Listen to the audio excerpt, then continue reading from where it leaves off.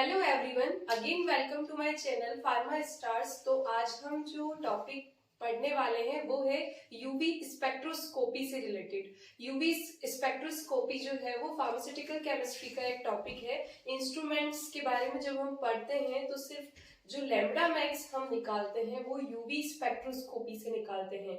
और UV spectroscopy से हमें ये डिटरमाइन हो जाता है कि जैसे फॉर एग्जांपल हम पैरासीटामोल ले रहे हैं, कोई भी अननोन सैंपल है, ठीक है, उसे हम अगर यूवी स्पेक्ट्रोस्कोपी में आइडेंटिफिकेशन करते हैं तो उसकी लैम्ब्डा मैक्स आ जाती है। हर जो कंपाउंड है उसकी लैम्ब्डा मैक्स फिक्स है और वो जो हमारे ऑफिशियल फार्माकोपियाज वगैरह है उनमें दी हुई है। तो यूवी स्पेक्ट्रोस्कोपी से हम किसी भी कंपाउंड का आइडेंटिफिकेशन करते हैं। और आज जो हम पढ़ने वाले हैं वो है इसी से related Woodward-Fisher rule. Woodward-Fisher rule क्या होता है? इसके अंदर जो कॉन्जुगेटेड डाइईन्स होती है उनकी जो लैम्ब्डा मैक्स होती है उनको कैलकुलेटेड किया जाता है।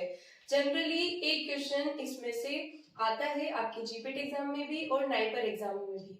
ये टिपिकल लगता है, लेकिन हमें अगर इसको अच्छे से करेंगे, इसकी वैल्यूज देख के समझ के करेंगे तो ये इजीली हो जाता है। और ये क्वेश्चन हमारा नंबर गेनिंग भी होता है। तो हम स्टार्ट करते हैं। वुडवर्ड-फीसर लॉ ये होता है कॉन्जुगेटेड डाइईन्स के लिए। और दूसरी चीज है किसी भी कंपाउंड की लैम्ब्डा मैक्स निकालने के लिए हम वुडवर्ड-फीसर रूल का यूज करते हैं। लैम्ब्डा मैक्स को जनरली हम बेस वैल्यू भी कहते हैं। किसी भी कंपाउंड की बेस वैल्यू कैसे निकालते हैं? तो एक हम प्रैक्टिकली निकालते हैं, एक थियोरेटिकली की स्ट्रक्चर बेस पे कितना आ सकता है, और दूसरा इंस्ट्रूमेंट से निकालते हैं तो उसमें हल्का सा वेरिएशन आता है, ज्यादा नहीं, अप्रोक्सी सेम ही आता है। तो वो किस तरह से सॉल्व करते हैं हम देखते हैं। कॉन्जुगेटेड डाइईन्स की हम बात करते हैं तो कॉन्जुगेटेड डाइईन क्या होती है? जनरली आप एक अल्टरनेट डबल बॉन्ड की अगर हम बात करते हैं कि अल्टरनेट डबल बॉन्ड का मतलब है एक डबल बॉन्ड फिर सिंगल बॉन्ड फिर डबल बॉन्ड, ये एक कॉन्जुगेटेड डाइईन है। ये एग्जांपल है इसका कॉन्जुगेटेड डाइईन। तो इस तरह का कोई भी स्ट्रक्चर है उसकी लैम्ब्डा मैक्स हम इस रूल से निकाल सकते हैं। इसके कुछ बेसिक फंडामेंटल्स हैं जो हम एक इस पार्ट में क्लियर करेंगे। सबसे पहले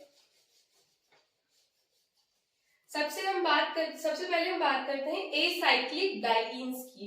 एसाइक्लिक नाम से ही पता पड़ रहा है इसमें कोई भी साइकिल नहीं होगा, नो रिंग सिस्टम, ठीक है। तो इसको हम देखेंगे तो ये स्ट्रक्चर आप देखो, ये एक एसाइक्लिक डाइईन है ना। इसको फर्दर कर सकते हैं, इसको वैल्यू नहीं किया पूरा। इसकी जो वैल्यू होती है वो आपको लर्न करनी है कितनी, 217 नैनोमीटर। ये आपका एक सिंपल स्ट्रक्चर है एसाइक्लिक डाइईन का जिसकी वैल्यू है 217 नैनोमीटर। ये आपको लर्न करना है। फर्स्ट थिंग ये होगी। सेकेंड हम बात करते हैं होमो एन्युलर और हिटेरो एन्युलर। तो होमो क्या होता है और हिटेरो क्या होता है?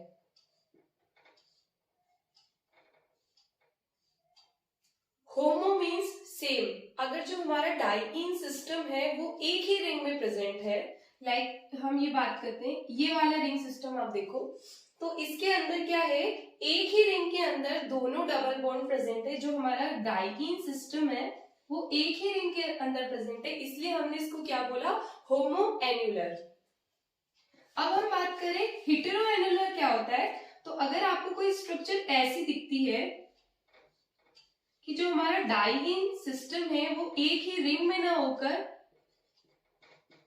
दो रिंग को कवर कर रहा है, यहां से आप इसको देखोगे ये आपका डाइईन है, तो ये दो रिंग सिस्टम में आ रहा है, सेम में ना होकर अलग अलग डिफरेंट साइकिल में जा रहा है, तो इसको आप बोलेंगे हिटेरो एन्युलर डाइईन ना। हिटेरो एन्युलर। होमो एन्युलर जो होती है, होमो एन्युलर जो रिंग सिस्टम होता है उसकी जो वैल्यू होती है दैट इज 253 नैनोमीटर, ये आपको लर्न करना है। और हेटेरो एन्युलर जो रिंग डाइईन्स होती है उनकी वैल्यू होती है 214 नैनोमीटर। ये 3 बेस वैल्यू आपको अच्छे से क्लियर होनी चाहिए। एसाइक्लिक डाइईन्स मींस जहां पे कोई भी रिंग सिस्टम नहीं है, उसकी वैल्यू है 217 नैनोमीटर। देन होमोएन्युलर, एक ही रिंग के अंदर अगर आपका डाइईन सिस्टम प्रेजेंट है, दैट इज 253 नैनोमीटर आपको उसकी वैल्यू रखनी है। और अगर 2 रिंग सिस्टम को कवर कर रहा है आपका डाइईन सिस्टम, तो आपको वैल्यू रखनी है 214 नैनोमीटर। अब हम बात करते हैं एल्काइल सब्स्टिट्यूएंट्स की। एल्काइल सब्स्टिट्यूएंट्स कैसे होते हैं, जैसे हमने एक एग्जांपल लिया,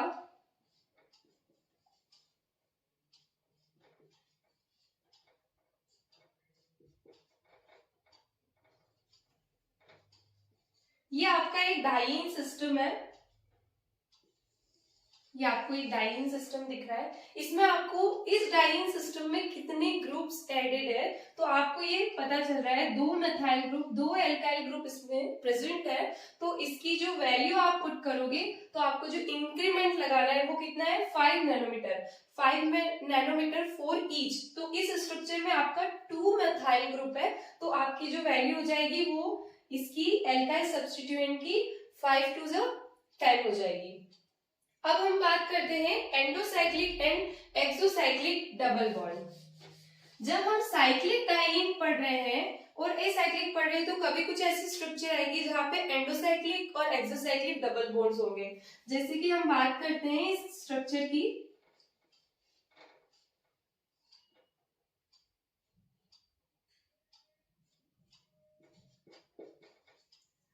एंडो मीन्स इनर साइड और जो एक्सो हो गया वो हमारा आउटर साइड हो गया, एक्सटर्नल पार्ट पे अगर है तो जो ए आपको रिंग सिस्टम दिख रही है उसके अंदर जो डबल बॉन्ड है वो ए के लिए एंडो है।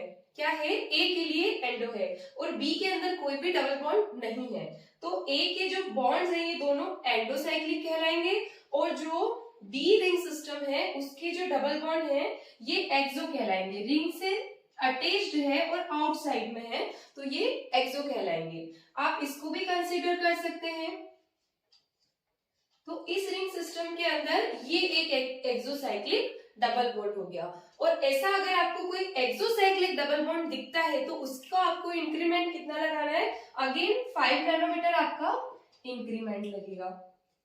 अब हम बात करते हैं double bond extending conjugation. Double bond extending conjugation क्या होता है,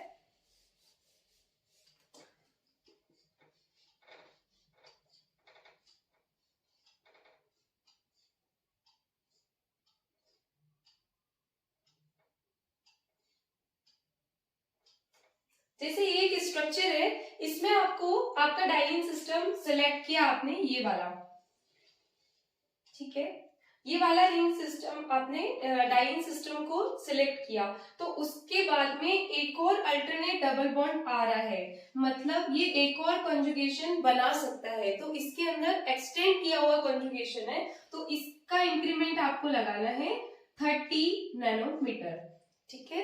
अगर किसी भी स्ट्रक्चर में एक्सटेंडिंग कॉन्जुगेशन है, डबल बॉन्ड एक्सटेंडिंग कॉन्जुगेशन है, तो उसकी वैल्यू हो जाएगी आपकी 30 नैनोमीटर। अब हम बात करते हैं रिंग रेसिड्यू। रिंग रेसिड्यू क्या होते हैं, ये आपका एक रिंग सिस्टम है, ये आप देखिए, ये आपका डाइईन है। तो इस डाइईन को यहां से सेपरेट करना है, सेपरेट करने के बाद इसको यहां से तोड़ना है, इसको इस रिंग सिस्टम को यहां से तोड़ना है। तो उसके बाद में जो कितने टाइप से इसको तोड़ सकते हैं, 1 2 3 एंड 4, तो हम इसको 4 टाइप से तोड़ सकते हैं, तभी जाके ये पूरी स्ट्रक्चर अलग होगी। तो एक रिंग रेसिड्यू जो होगा उसकी वैल्यू होगी 5 नैनोमीटर। तो यहाँ पे हमारे इस सिस्टम को ब्रेक करने के लिए 4 रिंग रेसिड्यूज लगेंगे, 1 2 3 4। तो 5 नैनोमीटर एक की वैल्यू है, तो 4 की हो जाएगी, 5 4 20 नैनोमीटर। तो इसमें अगर कोई भी रिंग रेसिड्यू है तो उसमें 5 नैनोमीटर का इंक्रीमेंट लगेगा। अब हम बात करते हैं कि कोई एक्सटर्नल ग्रुप जैसे हो गया क्लोरीन हो गया, ब्रोमीन हो गया, अगर वो एड है तो उसकी भी वैल्यू 5 नैनोमीटर। अगर यहाँ पे कोई ग्रुप प्रेजेंट है तो OCOCH3, जो अगर आपका कोई भी OCOCH3 एडेड है, जैसे कि एस्प्रिन के स्ट्रक्चर में है, तो उसमें जो इंक्रीमेंट लगेगा वो है 0। NR2 अगर आपका कोई ग्रुप सिस्टम है तो उसकी हो जाएगी 60 नैनोमीटर और OR है वो 6 नैनोमीटर। तो आपको जनरली यहाँ तक ही पूछा जाता है, ये थोड़ा सा आपको लर्न करना है। कभी कभी एग्जाम्पल टिपिकल आ जाता है तो उसके अंदर आपको ये 2-3 ग्रुप्स और देखने हैं, लेकिन जो क्वेश्चन हमारा आता है वो जनरली यहाँ तक ही फिनिश हो जाता है। अब हम एक एग्जाम्पल ले लेते हैं जिसके थ्रू हम इसको समझेंगे। एक एग्जाम्पल लेते हैं।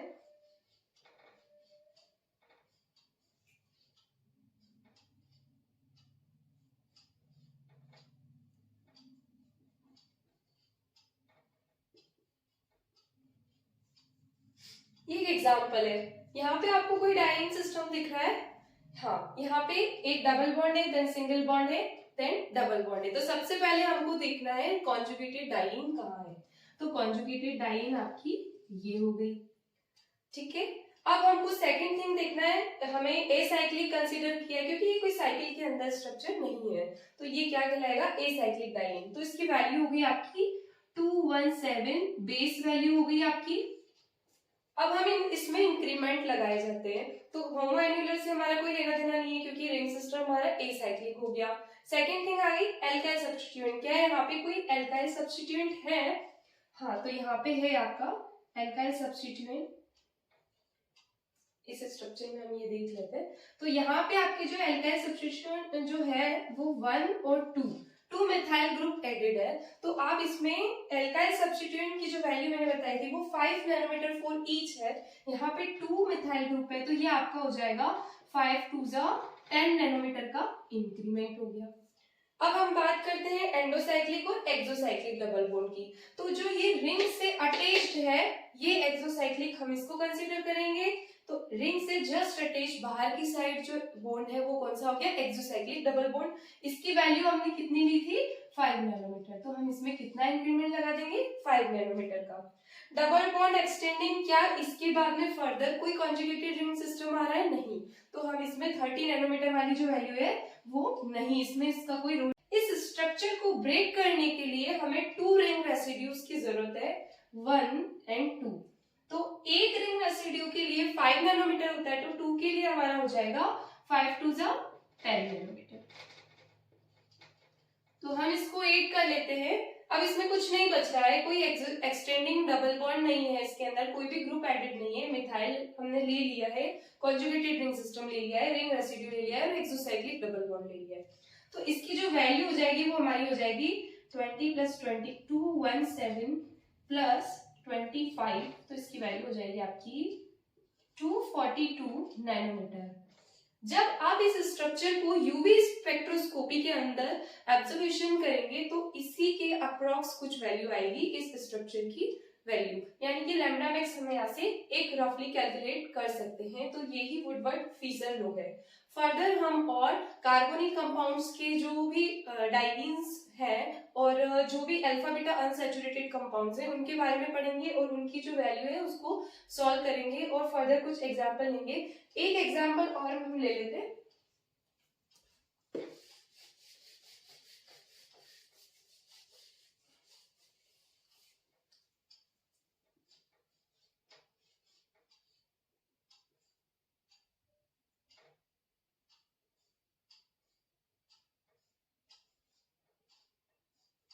जैसे कि ये एक स्ट्रक्चर है, इसके अंदर हमने जो चूज करा है वो डाइईन ये है, ठीक है। तो ये होमोएन्युलर है ना कि हिट्रो, क्योंकि ये एक ही रिंग सिस्टम के अंदर इसका डाइईन आ रहा है। तो एक होमो के अंदर हमने जो वैल्यू देखी थी वो थी 253। दूसरी चीज, इसमें कोई सब्स्टिट्यूएंट है, इसमें कोई भी सब्स्टिट्यूएंट नहीं है, इसमें कोई भी डबल बॉन्ड एक्स्ट्रा नहीं है। हाँ, एक्सोसाइक्लिक की हम बात करते हैं, क्या इस रिंग सिस्टम में कोई भी एक्सोसाइक्लिक डबल बॉन्ड है, रिंग से अटैच नहीं है, वो यहाँ है तो इसको हम कंसीडर नहीं करते हैं। दूसरी चीज, हम इसमें रिंग रेसिड्यू देखेंगे कि इस स्ट्रक्चर को ब्रेक करने के लिए कितनी बॉन्ड को हमको ब्रेक करना पड़ेगा। तो ये हो गया हमारा 1, ये हो गया हमारा 2। तो 2 रिंग रेसिड्यूज इसके अंदर होंगे। तो ये एक रिंग रेसिड्यू की वैल्यू होती है 5, 2 के लिए हो जाएगी 10 नैनोमीटर। तो इस तरह से इसकी वैल्यू आ जाएगी आपकी 263 नैनोमीटर। ये इस तरह से आप और भी एग्जाम्पल्स सॉल्व कर सकते हैं। नेक्स्ट सेशन में हम सारा एग्जाम्पल्स लेंगे, अल्फा बीटा अनसैचुरेटेड भी पढ़ेंगे, कार्बोनिक कंपाउंड भी पढ़ेंगे, कीटोन भी पढ़ेंगे। आपको सिर्फ ये एसाइक्लिक डाइईन वैल्यू होमो एन्युलर या हेटेरो है इसका पता होना चाहिए। एल्काइल सब्स्टिट्यूएंट का ध्यान में रखना है। एंडोसाइक्लिक और एक्सोसाइक्लिक डबल बॉन्ड्स देखने हैं आपको कि एंडो की कोई वैल्यू नहीं है, लेकिन एक्सोसाइक्लिक अगर डबल बॉन्ड है तो उसकी 5 नैनोमीटर ऐड कर देंगे। डबल बॉन्ड एक्सटेंडिंग डाइईन के अलावा फर्दर कोई अटैच डबल बॉन्ड है, एक और रिंग सिस्टम आ रहा है, तो उसमें आप 30 नैनोमीटर का इंक्रीमेंट लगाएंगे। रिंग रेसिड्यू, इस स्ट्रक्चर को ब्रेक करने के लिए जितने बॉन्ड आपको हटाने हैं तो वो आपके रिंग रेसिड्यू हो जाते हैं, उसकी वैल्यू 5 नैनोमीटर है। फर्दर अगर कोई ग्रुप ऐड करते हैं तो उसकी आपको वैल्यू 8 करनी है। तो इस तरह से हमने आज 2 एग्जांपल्स देखे हैं। फर्दर हम पार्ट 2 में इसको और डिस्क्राइब करेंगे और एग्जांपल्स करेंगे ताकि आपको ये और पोर्शन क्लियर हो जाए। तो आज का सेशन यही खत्म करते हैं, और अगर आपको मेरी वीडियो अच्छी लगती है तो kindly like, share and subscribe. Thank you.